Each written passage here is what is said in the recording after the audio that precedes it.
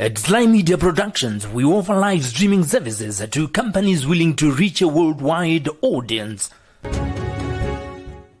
We have the capacity to live stream debates from various locations for a wide range of clients.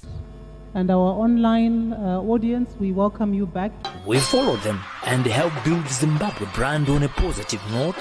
On the second report on citizens' perceptions. And for us, our interest has always been around how do we leverage technology to communicate policy, to communicate public issues.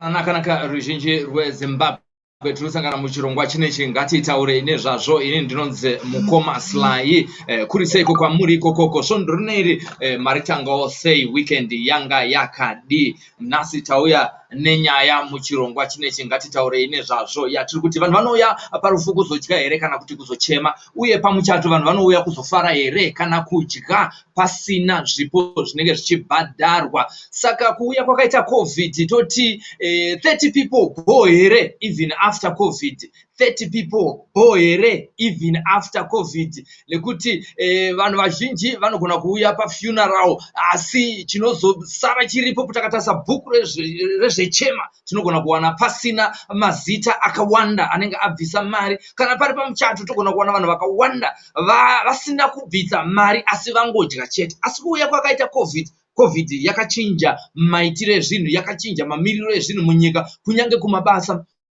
Maitiro atinoita zvinhu zvachinja. Vanhu tanga singakwanise kushandira kumba asi zvinhu takushandira tiri kumba.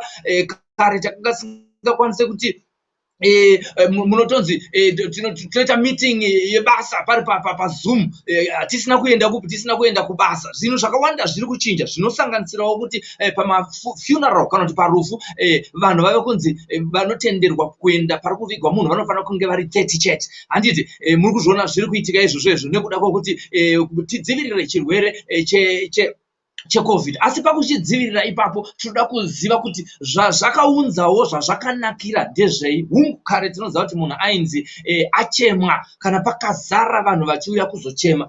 Izvozvo hatizvirambe zvakanakawo, asi vamwewo voti mbeva zhinji hadzina marishe. Mbeva zhinji hadzina marishe. Zviri kureva izvo kuti kuungana kunezinge kwaita vanhu uku vauya kuti vazochema zvechokwadi mumwoyo mavo vari kuchema here kana kuti vauya kuzodya. Pari pamuchato wako vari kuuya kuzopembera. Pavari kuzopembera paipa vari kungopembera zvechokwadi here mumwoyo mavo kana kuti vari kuda kuti vaite se vauye kuzodya chete. Kana pari parufu unotonzwa chinzi yatunga muti. Handiti kana chinzi yatunga muti zvikureva kuti akomana uku kwaita se kwaita zvekudya.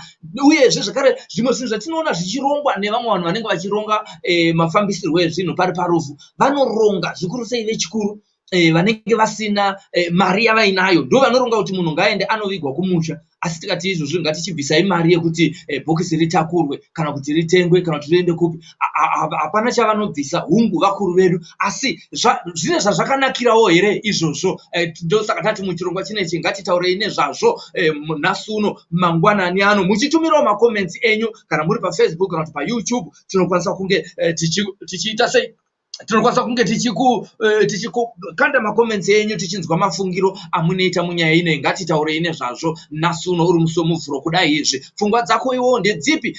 Ko vakauya pamuchato wako iwewe wakapuwa zvipo zvakawanda zvakadii, wakanga waburitsa mari yakawanda zvakadii. Uyewo zvekare panofiwa tinoziva kuti vana vemufi vanogona kusara vachishaya kana school fees chaiyo, asi vanhu vakauya kuzoungana parufu vakadya zvekudya zviye. Asi kuti uchizoti pachema hapana chabuda, zvokuti tinoshaya kana 10 US yekuti tinowedzera mari yebalance yeschool fees yakasiyiwa nemufi pavana vake kuchikoro.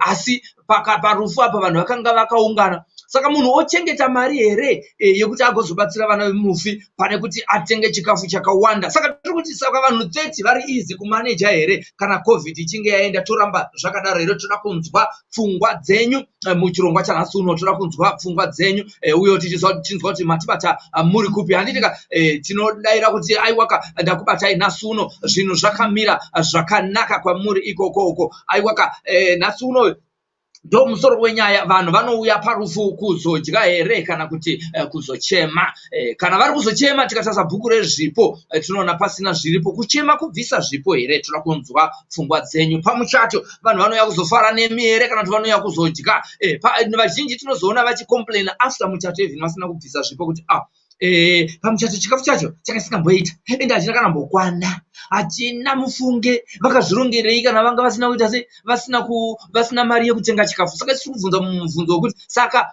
30 bob here vanhu nekuti zvipo zvinosara pasina chikafu chadyiwa macomplaints hobo imimi munoti kudi mangwani ano tisati tichimirirawo mamessages enyu regai zvino izvi timboita se timbotura mafemo nekutora mashoko anotevera kuitira kuti tinzwa kuti ndezvipi zviri kuitika handiti vari kutiona vari kuyoutube channel nevari kutiona vari kufacebook page kandai mamessages enyu macomments enyu kana muchida kukomenta nevidhio ndiri kuisa link pamacomments ipapapa anooneka kuyoutube nekufacebook tonzwawo pfungwa dzenyu kuti uwo munoti kudii tinotenda pane vese vatopinda anereka thank you so much Fungai Lawrence Nyoso zviri sei kwauri koko Moses William Machangu zviri sei Numidian Queen zviri kudii kwauri koko mukutona muri payoutube Washington chakauya muri kufacebook anereka tinotenda zvikuru kwazvo Pauline Mukwekwe tinotenda zvikuru kwazvo asi pane zvino izvi regai timbotora mashoko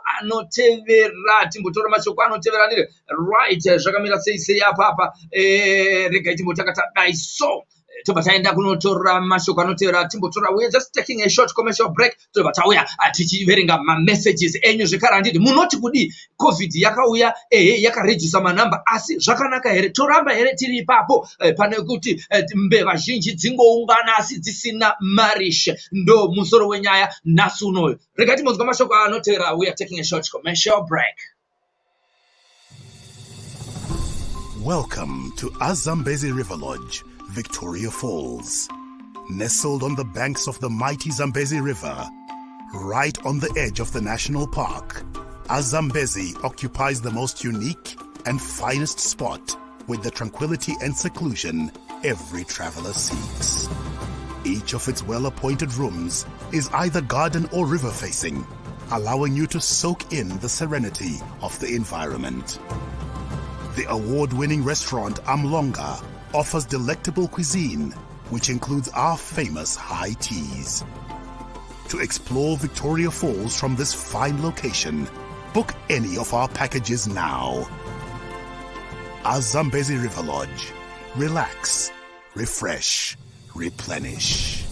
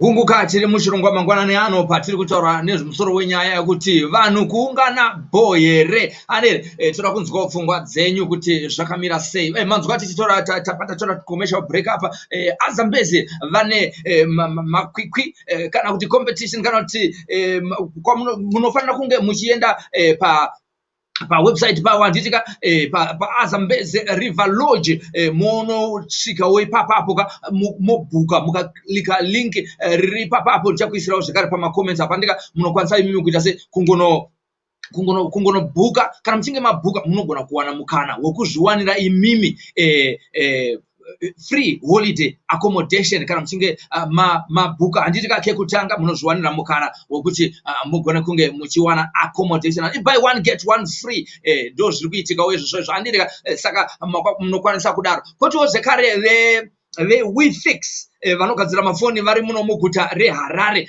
vari kuti ivo imimi kana muchinge mauya tiri kuzokudzidzisai nezve inonzi nanotechnology ino replace zviya zvekuti unoisa screen guard tinoziva kuti rine weakness yekuti ugare rinozopedzisira rave kufunuka asika ve WeFix vari kuti uyai tizokuisirai yavari kuti nanotech ino replace shutter glass saka vanowanikwa ivo muguta reHarare pakona pa Leopold Takawira pamwe chete naJason Moyo vanorepeyawo zvekare mafoni ese mhando dzese dzemafoni ese maspace vanawo magenuine parts vanawo asi iri kupisa ndiyo nanotechnology yekuti kana muchida kunge muchida kuisirwawo ka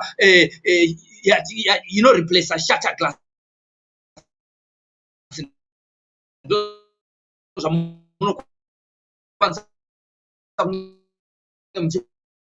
ngoita namba 0 ndo dzatukisa pa screen yekuti munopika dona screen handitika ndo zviri kuitika ikoko handitika saka vashanyirei pakona pa Leopold Takawira pamwe chete naJason Moyo munogona kufona kana mazoro musikakwanisa kunge muchienda kunorepesa foni yenyu vanogona kuuya vachizotora zvekare zvinhu zvakanaka izvozvo zviri kuitika handitika regai tipinde muchirongwa chedu chanhasi uyo zvekare nemacomments tichinzwawo kuti muri kutiwo kudii handiti zvakamira sei kwamuri ikokoko munotiwo kudii vanhu vouya here parufu rikatiende pamacomments ari kutumirwa nevana vemuno muZimbabwe right iye zvinoizvi ndiani ari papapa ari kutiwo kudii ari kuti uri kuti kudii ndiani aripo apa handitika hanzi ukama igasva hunozadziswa nekudya ukama igasva hunozadziswa nokudya ndiNubian Queen ichokwadi icho ukama zvawo asiko kupedzerana chikafu imwewo tsumo yobhayatiwo kuwanda kwakanaka asi kwakaipira kupedza moto what do you say about that munotiwo kudii nazvo right mumozekara handizo kuzadzisa muchato ungonzi waitwa chete zvichireva kuti aiwaka munhu anofanira kunga achiunganidzirwa asi tiri kubvunza kuti voungana here vanhu vachingodya vasina zvipo zvavari kusiya saka 30 bo here because munhu anopinda maexpenses ekuunganidza vanhu pamuchato uye munhu anopinda maexpenses ekuti vanhu vazare vanhu vese vakazara parufu vadye saka ndo saka tiri kubvunza kuti bo here vanhu vongouya kuzongodya chete here ndo zvatiri kubvunza kana uchida kukomenta nevidhio unogona kungopindawo zvekare fanike zvaita Elvis rega titorei Elvis apa tione kuti zvakamira 1-1 thank you for joining us Elvis matibata muri kupi Elvis abvatiza handitika atya kuonekwa kunyange nefesi yake amene kuti chiko chaitika ipapapa tomboti inetwork yadambura handitika munogona kupinda muchirongwa ichochichi usatomboita ako zvekuedza because ndo zviri kutoitika unokwanisa kukomenta nevidhio handitika uchitaurawo pfungwa dzako kuti vanhu voungana here iwo pamuchato wako vanhu zvavakaungana vakabviseiko zvipo zvakasara zviripo here parufu bhuku rakasara rakazara here nevanhu rakazara nevanhu vairatidza kuti vanhu vakanga vakabvisa zvipo kuchemwa kuunganirwa here kana kuti kuchema kubvisirwa pfumwa aiwaka Facebook user ko zita rako unonzani kona yako manaime asi zvisine hanzi aiwa kana kuwanda kwakanaka asi kwakaipira kupedza moto asi vanhu ngavauye neuwandu hwavo hauzive anokubatsira kana kukupa chipo ndio comment iri kubva kuna Facebook user anotaura ndiani Elvis adzoka zvekare Elvis zviri sei kuri sei kwauri ikoko kuri nani muri kupi ndiri kuPort Elizabeth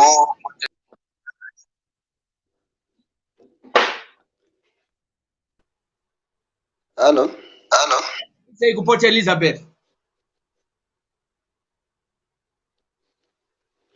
epure nyimbe nekupa Ndorasa kutopota vamwe vari ngashore madhire kuwachisana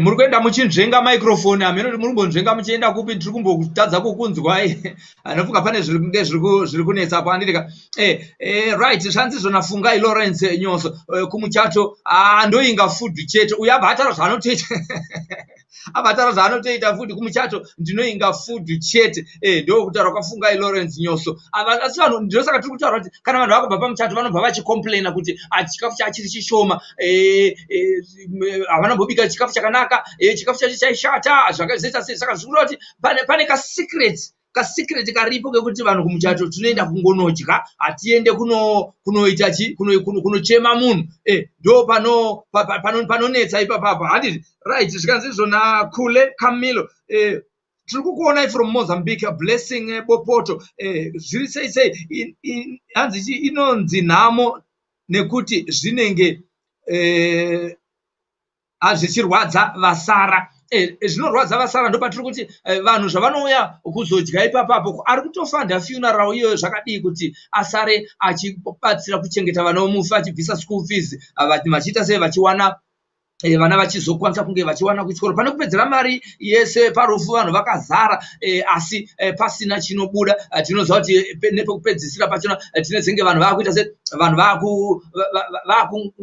kungobva pafuneral zvavo vabva pafuneral vakutoenda futi vachitocomplaina kuti hatina kana mbodya takaswera nenzara takazoita se saka vanhu vanouya pafuneral kuti vazoita se ndo zvimwe zvatoda kunzwa izvozvo uye pamuchato vanhu vari kuuya kuzodya here kana kuti vanouya kuzofara nokuti after that macomplaints anenge akawanda ndosaka tinoda kunzwa kuti zvakamira 1-1 stay at Azambezi Lodge, pay for 2 nights and enjoy the third night absolutely free ndo mamwe mashoko atiri kukushambadzira nhasi uno makusena anaya kuti muzive kuti aiwaka ndo zviri kuitika paAzambezi Lodge endai papage pavo handitika munonozvinzwira zvizere ipapapo uyewo zvekare munokwanisa kuti muzowana imwe night yamunorara kungorara zvenyu pachena zvakadii izvozvo ndo zviri kuitika handitika kana muchinge masvika kuAzambezi ikoko muchionaka nzvimbo dzakasiyana-siyana kuVic Falls nedzimwe nzvimbo dziri munharaunda imomo hanire saka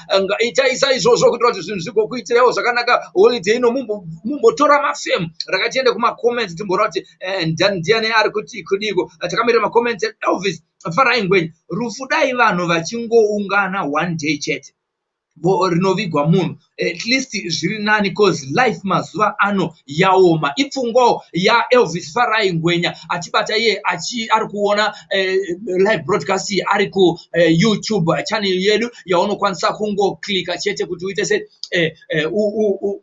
ugare wakasubscribe handiti kuitira kuti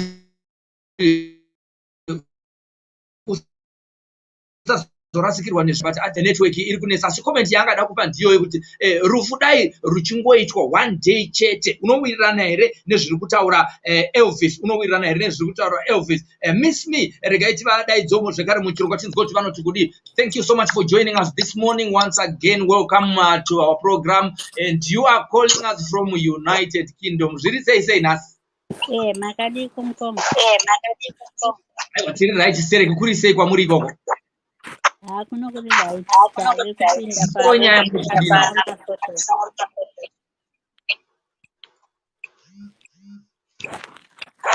musoro wenyaya munoti kudini hawo right musoro wenyaya vese inini yangu I'm on the positive side yokuti the community bata yenyu foni yenyu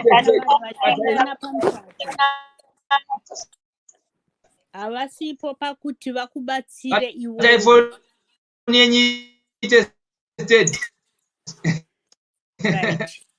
havasipo pakuti vakubatsire iwewe asi iwewe vari kukubatsira right Yeah, iwewe vari kukubatira support you. Saka iwewe mutatu wako is to provide for the food, for everything, for the support you are going to get from the community. Because hanzi chara chimwe hachitswanyi inda. Saka vanhu ava vakasava pamuzi wako haubudiriri.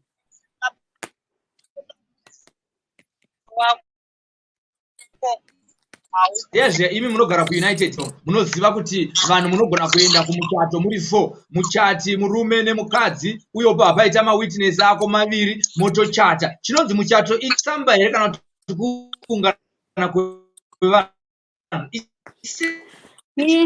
chinonzi muchato handiti muchato tingati isusu culture yedu muchato is a relationship you have with your family, with your house, with your neighbors, with your community. Don't know the muchato. Not that paper. That paper is nothing. Because mangwana romkara mataura zvokuti vanhu vanenge vachikupa support pamuchato ko zvipo zvinozonzi zvibvisirwei kana vanhu vachingouya kuzongokuunganira chipo chinobviswa kubva pamoyo wemunhu mukati memoyo memunhu ndo munoita kuti ubvise chipo hachifaniri kudhimandwa chipo munhu anofanira kubvisa willingly kuti ndafara nokuita zvakanaka kwawaita. So I'm going to support you. Saka imi pfungwa dzenyu dzekuti support kuunganirwa ndo zvine basa. Yes. Zvechikafa zvabasa chero hamuna kupindura. Hamuna kupindura mubvunzo wangu wekuti ikoko kuUnited Kingdom vanhu vanoenda kukoti vari 4 vachiita muchato wavo murume nemukadzi na best man na best lady wacho vari 4 hauzi muchato here. Right, muchato. But you can easily tell the culture yeKuzimbabwe it's a completely different environment. If you were to choose, definitely you would choose Zimbabwe. It's because of the community support we get. The friendly environment we live in. It's not about material things, it's about the friendly environment and the safe environment we live in, which is a community, which is people behind you, supporting you. Ndine mubvunzo futi iko kuti kana vanhu iyo covid yakati vanhu ngavaungane vari 30 ikoko kuUnited Kingdom vanhu avaungane vanoungana musi werufu chete vachinoviga munhu izvozvo munoti kwamuri hazvitokuitirai? Inini I don't believe in those two people. Kunokero munhu one anoatenda funeral yamai vake. But still, we come back to the same thing and I explain you find out more people have got depression, they've got stress, they've got mental issues. This is the result of the lack of communicating in the community. Communication in the community, friendly environment, and all those. This is the result. All right. Aiwa tinotenda nepfungwa dzenyu. Pane zvimwe zvamunoda kunge muchiwedzera muchirongwa chanhasi uno. Right. Mataura zvokuti pamariro as well. Kubvisa chipo pamariro. Kubvisa kokuti I want to support you from deep down my heart. I have seen how you are suffering and all those things. Kubvisa chipo or otherwise the most important thing is munhu anoda chaiko kusupporta will be there. kukusapota, it will make things easier for you. Saka the better the person Munu one community, most people will be happy. One person the whole community is happy. Say community Say community yo ichizocomplaina kuti atina kana kutombodyika iyo runonzi rufu vamwe vanototaura kuti pane rufu nerunonzi funeral funeral panotoiswa catering kana ruri rufu runenge zviri zvomubatanidzwa sei vanhu vasingauyawo kuzobvisawo something nekuti rufu runouya usina kuzvigadzirira zvinouya usina mari yawo wakatomboisa masavings paside panoitwa sei ipapo kune vanhu vasina chavanozobvisa pane vanhu vanokomplaina pese paunoenda uchawana munhu anokomplaina chero pane zvinhu zvakanaka sei, you find those people with negative attitude. Yes. Let me give you an example of myself. Inini. I lost my 16-year-old daughter to Zimbabwe. I went. All the food was there. All the food was there. Even transport and everything I provided. But apana kana munhu akabvisa chema, even a single person. Even my family. And it, except one. That was everything from hiring of cars, coffee, everything. I did on my own. But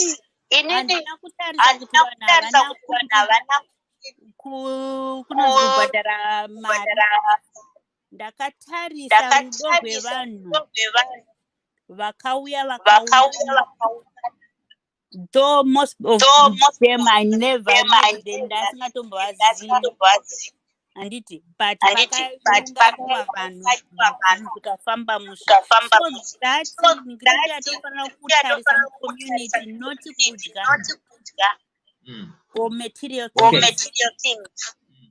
Because kufara kwandakaita mucommunity anditika kufara kwandakaita I didn't know the people, but at the end of everything I said thank you to everyone who attended. I did what I did, making the same community happy. Yeah. Aiwa tinotenda nepfungwa dzenyu dzekuti aiwa vanhu vanenge vachitungamidza rudo haisi nyaya yekuuya kuzodya. Tinotenda zvikuru kwazvo. Thank you so much for your comment and your contribution. Okay, mkoma bye. Thank you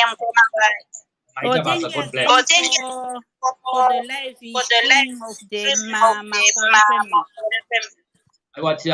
Hazvitendwe taitirawo kuti vanhu vanga vachibatanawo murudo nemhuriyo kwamakore vagone kuonawo sekutaura kwatiri kuita kuti vanhu vazhinji havasi kukwanisa kuatenda mafuneral, asi taitirawo kuti vanhu vese vaichema nemhuriyo kwamakore vagone kuona zvaiitika. Uyewo zvekare tiri kutarisira kuti Gogo Beulah vakakwanisa kutibata apa tinogona kuvataura navo vachipa kutenda kwavo kumhuri yeZimbabwe. Maita basa nekuita note that. Okay, thank you. Bye. Right, yevo vakoma mune switch off any video device ikoko. Handina device iri padhuze nendikudzwa kuti pane echo kari kuita zvisina. I think kubva mangwana tinogona kunge tazviimprove. Handizvo pari kunenge pari kuita echo. Handina imwe device yandinayo panapa kunze kuti nhasi ndiri kushandisa phone, but I think I will have to resort to using a broadcast camera. Thank you so much Shelia Rurimi. Right, yanzi mune maungira ndiri kunzwa zvamuri kutaura kuti ndiri kuita maungira. I think mangwana tinofanira kunge taimprove kana pa next broadcast tinogona kunge taimprove.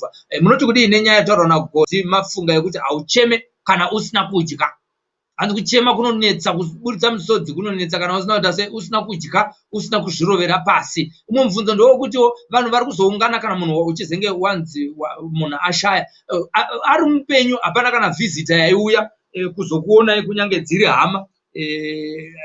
pamwe iwo waito vafambira asi vanga vasingambouya kuzokufambira kana mamusingatombotaura mese pafoni asi zvinezvi munhu ashaya. Saka rudo rwacho ruri papi kana munhu achizongouya musi wekuti wakuzovigwa uzongoita board viewing obva aenda? Rudo rwacho ruri papi rudo akomana right. Uyo zvekare kana kune vari kuona vari kwavari ikokoko, imi hamuna madevices wo maviri here ikoko ekuti pamwe necomputer pamwe chete nefoni iri pedyo newe, computer nemadevice akangoita maviri chete ukaita login nemadevices maviri ari pedyo zvinogona kuita se zvinogona kukanganisa audio ikoko handitika. Asi zvisinei ndichataridza pane zvinezvi handikwanise kunge ndichinzwa kuti zvakamira sei, asi akasike kutanga ndichizvinzwa pane mwe ambozvitaura ambozvinyora kuinbox kwangu uko handitika.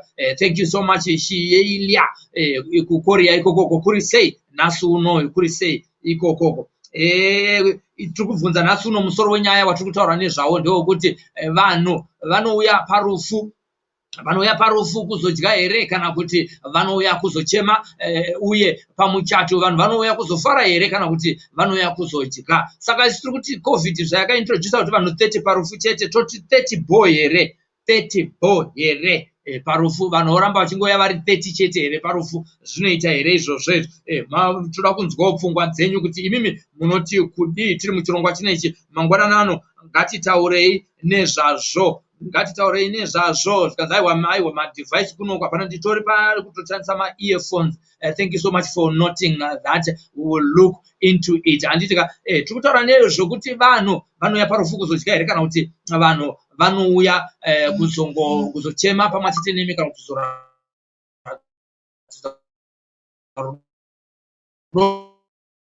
pambuyo zvekare ona pamuliswa vanotungamira dare reparamende vari kunotono vari kupinda mukoti nhasi nokuda kwenyaya yekuti vakadaidza vanhu kuti vauye kupress conference vataure zvavaida kutaura, asi vakazosungwa nemutemo uchinzi wachikora mutemo wekuti vanhu vasaungane panzvimbo imwe chete, wachikora mutemo kuti vanhu vasaungane panzvimbo imwe chete. Nokuda nhasi uno vari kupinda mukoti nenguva dzafa se8 Zimbabwean time kuti tichazenge tichikuudzai kuti zviri kufamba sei uye vanenge vanzi chii handiri. Ndo zviri kuitikawo nhasi uno izvozvo. Mune dzimwewo nhau mukaendawo pafacebook page pedu ZANU-PF Mberengwa South MP Alam Mpofu ex-ZBC employee as well vakatisiya.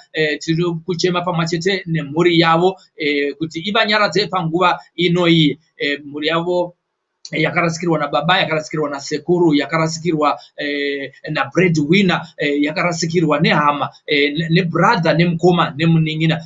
Tinotiwo ngavazororewo murugare, Mwariwo avatambire kwavaenda ikokoko handitika. Iwe zvino zvakare kana muchida kunge muchida kuadvertisa pano paSly Media TV chamunongoita imimi kutumirawo advert yenyu mofona panhamba dziri pascreen idzo, motaura naRobert pa 0775964849 kana muchida kubhuka live streaming muri kwamuri kokoko for corporate functions, kana muda kubhuka for muchato or for mafuneral. Sounzwa kwamataura apa Miss Me vachitaura kuti takanga tichikavha funeral yemukomana akashaya utapiwa kwamurewa akavigwa musi weSaturday.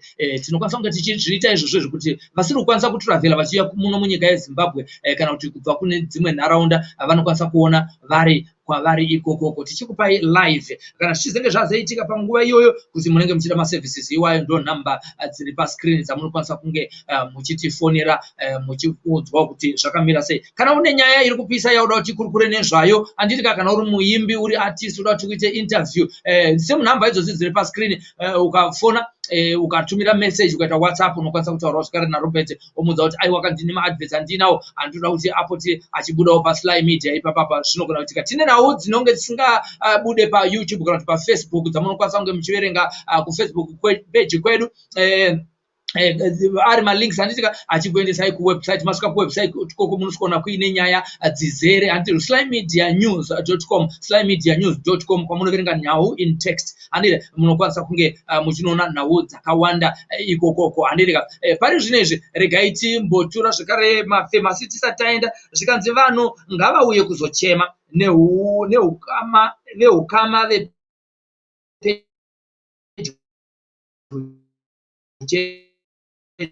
pfungwa yani dzakanaka handitika ndo pfungwa yake vanhu ngavauye kuzochema handiti veukama vepedyo ndo vabikirwe chete zvikureva kuti kana uri kuyaudza kuti uri kuswera ikoko wotoya nelunch box wotoya nelunch box handiti pfungwa dzese dzakanaka toda kungodzwa kuti bho here kuti vanhu varambe vachiungana parufu asiwo vanhu vavo vanozokomplaina ndo vataudzwa kuti vanoitwa sei vanhu ivava vanenge vachizokomplaina iva vavo nekudaro toda kunzwawo pfungwa dzenyu muchirongwa chinechi tasara nemaminutsi mashoma ekuti tinge tinopedzawo zvekare. Azambezi River Lodge vari kuti ivo pay for 2 nights and enjoy a 3rd night absolutely free.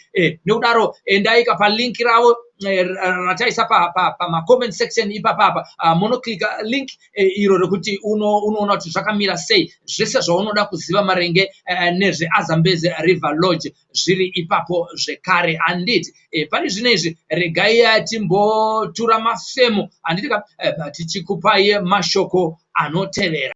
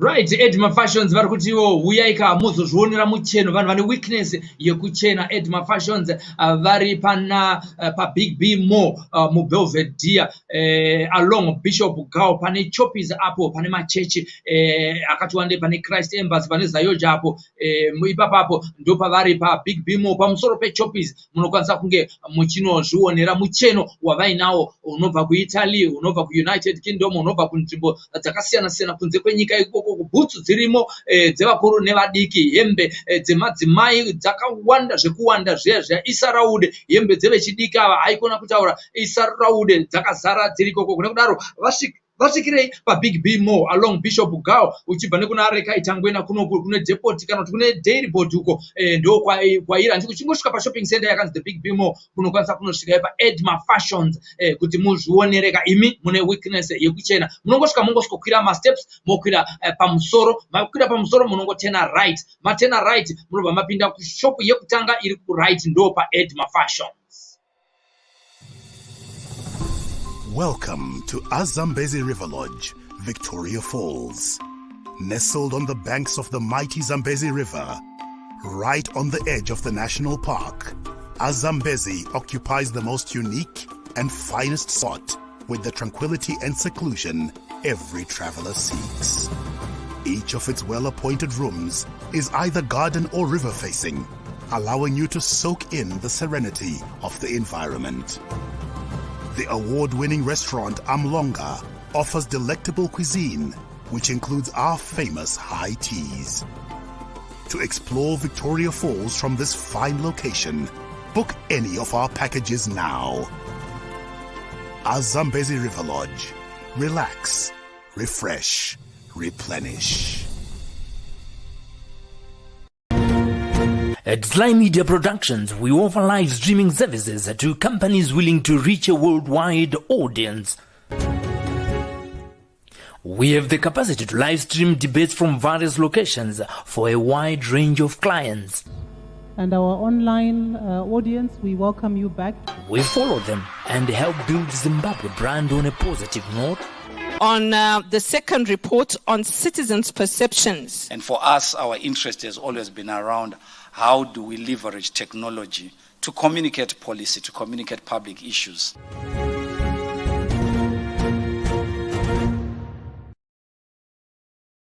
Yes, thank you so much for watching. Nasi tiri muchirongwa chatikubvunza kuti vanhu parufu vari kuuya kuzochema pamwe chete nemi here kana kuti vanongouya kuzodya chete uye zvavanozoya kuzodya chete vazhinji vacho vanozoenda vachicomplainawo zvekare asi pasina kana chema yabviswa same nepamuchato vanhu vanoungana kana vachinge vaungana vachipembera vachikubatsira kupembera asi ukazoenda kubhuku rezvipo unoona kuine vanhu vashoma saka isusu tatikubvunza kuti 30 bo here even after covid kuti vanhu varambe vari kuuya vari vashoma nokuti mbeva zhinji hadzina marishe vanhu vari kupa pfungwa dzavo pamusoro penyaya imwachete iyoyo vanhu vari kupa pfungwa dzavo pamusoro penyaya iyoyo kana uri kuda kukomenta pane link yataisa iyo yakanzi stream yard panhingi pedu ipapa just scroll up whether uri pafacebook kana kuti uri payoutube ukangoita scroll up unokwanisa kuita se unokwanisa kuona link irorero waona link irorero wori klika unokwanisa kukomenta nevideo kana kuti unongonyora anditika unongonyora comment yako tobva taiverenga zvikanzi izvona Nubian Queen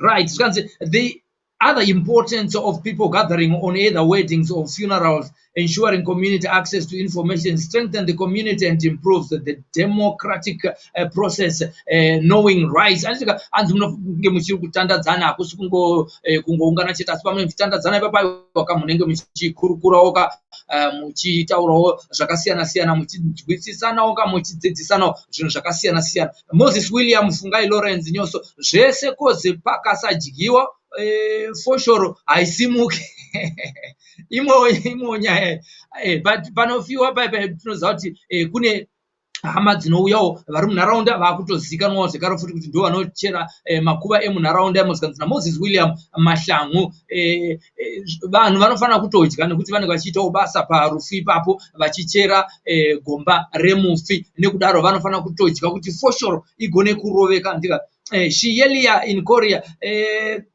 kuda kuendwa kuAzambezi River Lodge. Yes, thank you so much for your comment. Aiwa shuwa ngakuendwe munhu ngambosvikawo kuholiday so zvikuru sei nenguva yatambeke tiri lockdown yani gore rese tichingopinda chibuda ndombono refresha uri ikoko uyezve pane competition yavana izvezve yekuti ukangogara 2 nights imwe yechitatu unopuwa mahara pakadii papa zvino kuti unenge wakata macost akawanda kuzvibukira an extra day zvichira kuti unenge wapinda machena hanzizvo kwakanaka zvikura kuti Shielia ari kuzvionawo kuti nzvimbo iyi inzvimbo yakanaka tsoza Shielia wakambokusvika ere kana kuti waona pavideo yavatumira iyoyi tinotenda zvikuru kwazvo mamwe macomments ambobuda musati mapinda ndo akafanana na aya hanzi aiwa kuwanda kwakanaka asi kwakaipira kupedza moto asi vanhu ngavauye neuwandu hwavo hauzive anokubatsira kana kukupa chipo hanzi hauzive asi tikoti mbeva zhinji hadzina marishe mavanzwawo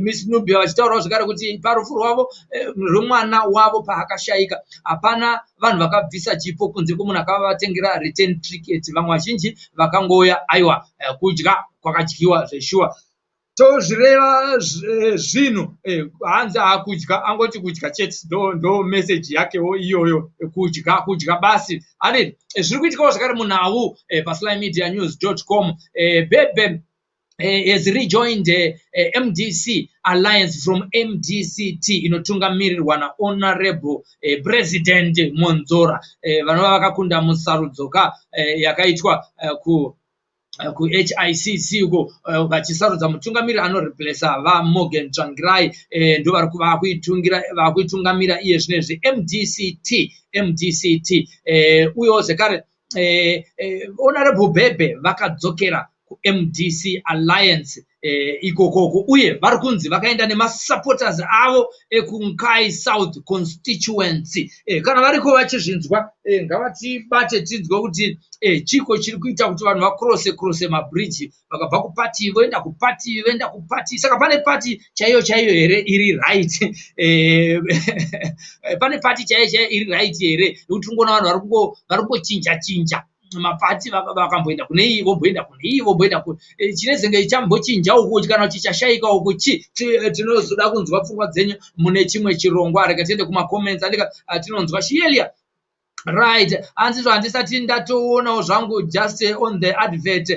Zim is very beautiful. I agree with you. Nyika ino yeZimbabwe aiwa yakavakwa zvakanaka. Hongu tine zvinotinetsawo asi ukazonatutarisisa pasi rino munyika dzese unoona kuti dzimwe nyika dzine zvimwe zvinhu zvadzakasarira kunyange vari ku-first world.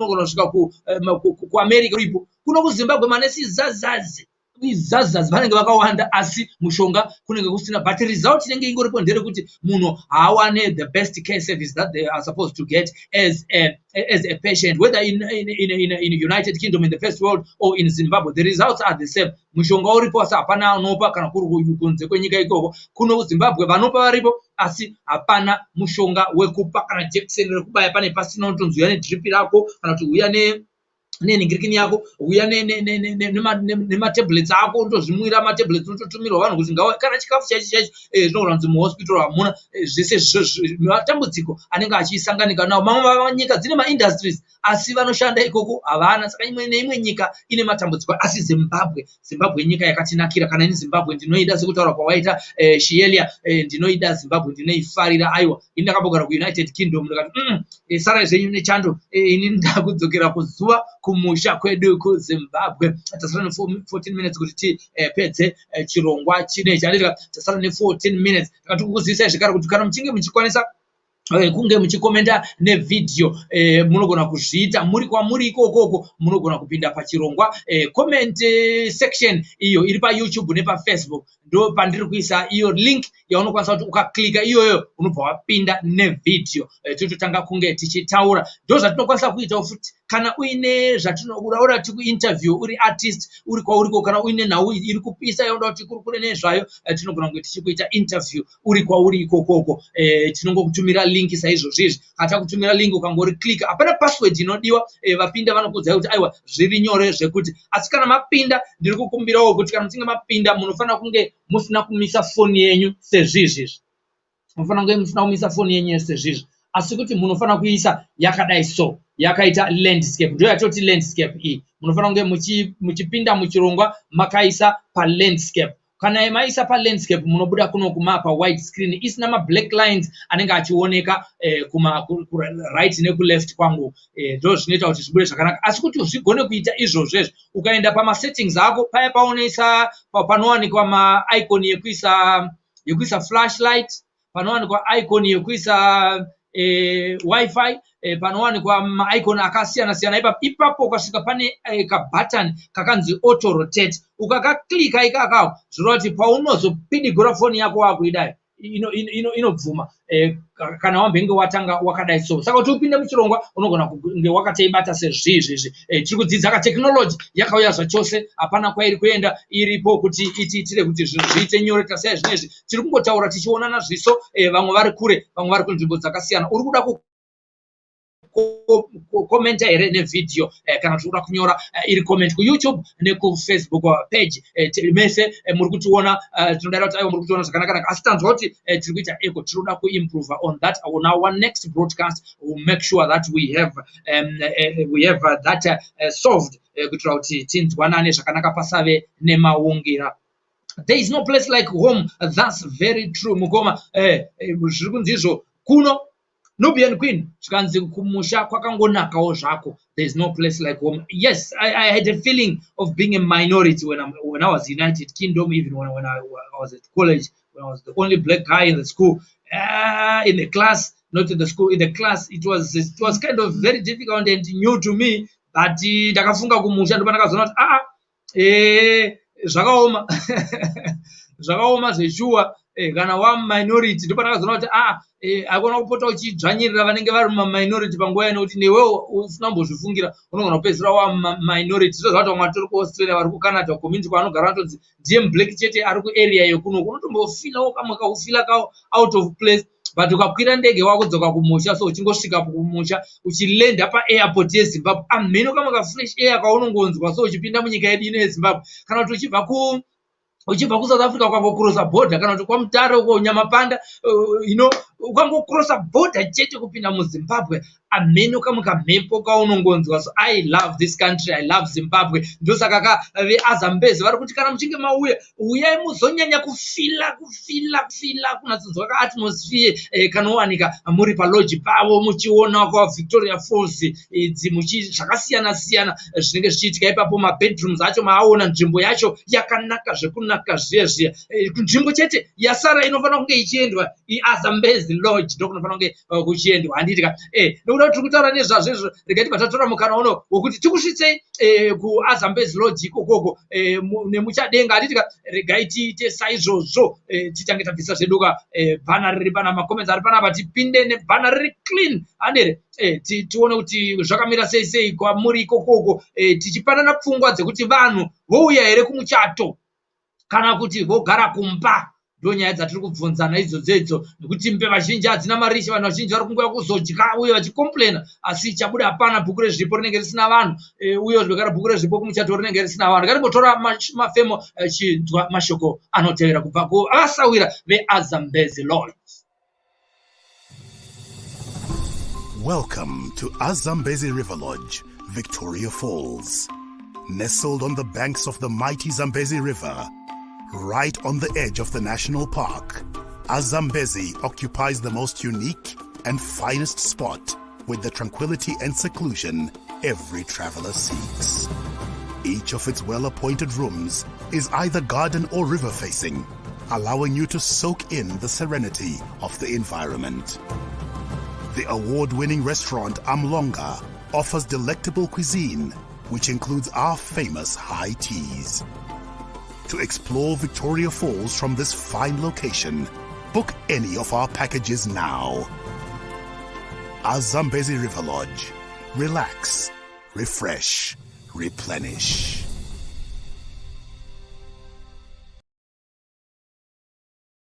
kuti aiwa panzvimbo pakanaka panda kuuyiwa panda kusvikwa paAzambezi Lodge ipapo handitika right rega timboenda tidzokera zvakare kumacomments taura kusvika pakuvhara chirongwa tasara ne8 minutes zvikanzi izvo naShielia I hope to join someday apo kutobirira hedu few hours after lunch. StreamYard is a very good application, good for discussion.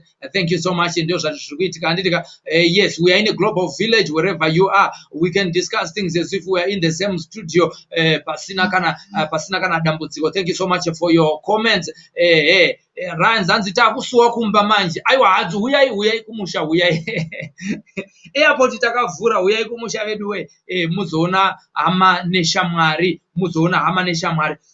imwe nyaya takatida kuda kubvunza panyaya yemusoro wenyaya watiri kutaura nazvo kuti vanhu vanongoungana parufu tanga tinoda kubvunzawo kuti pane situation yekuti kana vanhu vachinge vashaya vari kuno kuZimbabwe panonzi izvo tiri kumirira kuti vari kunze kwenyika vauye asi munguva ine yeCovid takaona kuti vanhu vanogona kutadza kuuya imi munosapota here zvekuti funeral itore madays akawanda nekuti pane anyora achitaura kuti funeral haifanira kunge ichitora madays akawanda achatarisa comment yachona apo munotarisirawo here kuti iye zvinezvi vanhu vakuvigwa vachinzi havana kuitwa body viewing nekuda kwokuti maybe vanogona kunge Mwari akavatora kuburikidza nechirwere cheCovid chinge chakavabata nekudaro havasi kutenderwa kuti vaitwe body viewing saka paya patinomirira kuti munhu auye kurufu achibva kunyika iri kure rufu ruchitora mazuva akawanda munoona sezvinhu zvinofanira kuramba zvichiitwa here nekuti rufu runotora mazuva akawanda uye maexpenses obva akwira ndo pane nyaya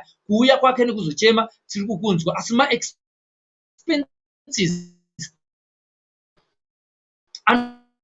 anokura osiya vamwe vanhu here ndo nyaya tiri kutaura nezvayo izvozvo vanhu vanouya parufu kuzochema here kana kuti vanouya kuzodya chete nekuti bhuku rezvipo uye kana kuti rechema rinenge risina zvinhu asiwo kana vanhu vachizenge vauya mafuneral bills anokwira zvokuti pamadays avanozopedzisira vaakugara munomu tinotopedzisira taakuita futi mudeme wokuti pamwe titotenga kana return ticket rokuti munhu agone kuti adzokere kubasa saka imimi munoti zvinoita here kuti timirire munhu ari abroad kuti tivike hama yedu inenge yashaya? Pfungwa dzenyu hadzina kushata? Hapana watiri kutuka, tiri kungodiscussa zvinhu izvi mushure mekunge taona covid kuti munhu anogona kuvigwa asina kuitwa body viewing, munhu anogona kuvigwa nevanhu 30 pasina kuwanda vanhu vakawanda. Kana vakawanda pane maexpenses ekupa vanhu chikafu, kana pari pamuchato pane maexpenses ekutengera vanhu vese ivavo chikafu, asimba mapresents, hapana chinobuda. Saka 30 bo here toita vanhu 30 chete here? Rega timboona kuti comment yapinda iye zvino izve comment iri kubva kuna ani zvikanzi naShielia ari kukorea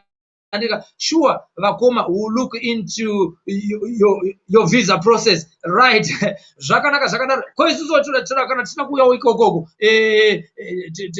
tinofamba seiko? Kunodiwa mavhisa tinoawana kupiko? Timbosvikawo kukorea ikokoko munhu unofanira kumbofamba wambotravela kwete kungoziva kusvika kuHarare chete. Unoda kumbowanawo mukana wokuti ukaitawo kamari paside so wombokwira ndege womboenda kuSouth Africa, womboenda kuZambia, woenda kuAustralia, woendawo kunyika dzakasiyana siyana kuholiday. Isusu vanhu vatema tine tsika inoda kugadziriswa iri nyaya yokuti aiwa munhu anofanira kumbenge achimboendawo kumaholiday kumbonozorora. Holiday inoseverwa. Ukaramba uchingoteedza fashion unogona kutadza kuzowana mukana wokuti iwe uite sei uzviwanire mari yekuti uendewo kuholiday. Inotoseverwa, hapana chinhu chaunomboti une mari.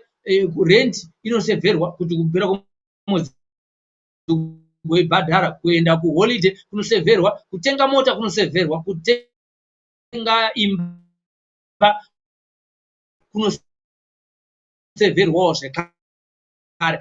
Right, tiri kuti advertise pano paSly Media pamaprogram kita akasiyana siyana, studio talk shows uye nemalive broadcast makasununguka kuti munge muchifanira Robert Fumanai panhamba dziri pascreen ipapa kuti mubuke live streaming for your corporate events. Izvo zvanotaura kuSly Media zvokuti if you are not live streaming with us, you are not reaching a worldwide audience, therefore you are only talking to yourselves. If you are talking to yourselves, no one will get to know your products. So advertising is just a way of letting people know your products and services. Sometimes you're not going to put business at risk. Maybe it's just because you have got the right products, but only that you are not advertising. Unogara uchitoti hakuna maclients, hakuna vanhu macustomers, business randakaita harisi riro.